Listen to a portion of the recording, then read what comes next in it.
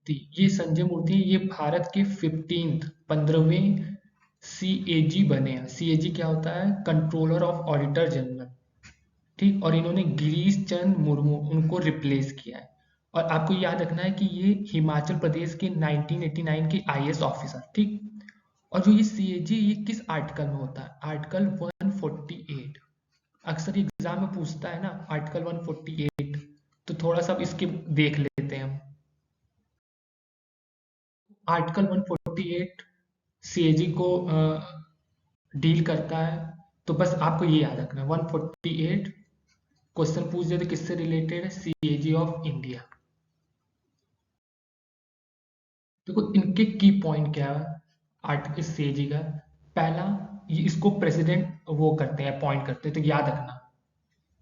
और इनका टर्म क्या होता है? 6 ईयर या और 65, इन दोनों में जो पहले हो जाए। मान लो कोई नियुक्त हुआ है, उसको अभी वक्त काम करते हुए 4 साल ही हुए हैं, लेकिन उसकी एज 65 हो गई, तो अब उसको रिटायर होना पड़ेगा उस पोस्ट से।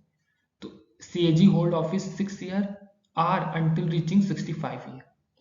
और ये अपना जो रिजाइन करता है, रेजिग्नेशन प्रेसिडेंट को देता है, तो ये याद रखना।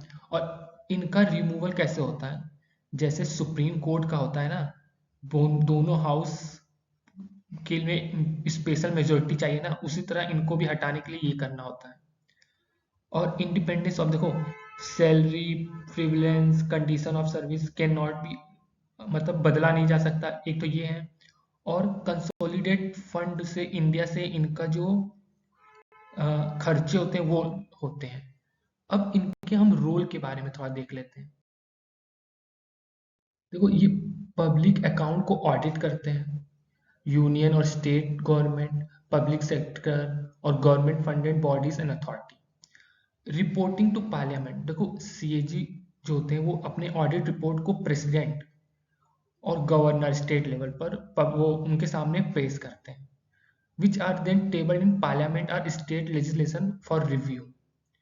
और तीसरा, गार्डियन ऑफ पब्लिक फाइनेंस, मतलब पब्लिक का पैसा सही जगह पे यूज हो रहा है ना, उसको ये देखते हैं।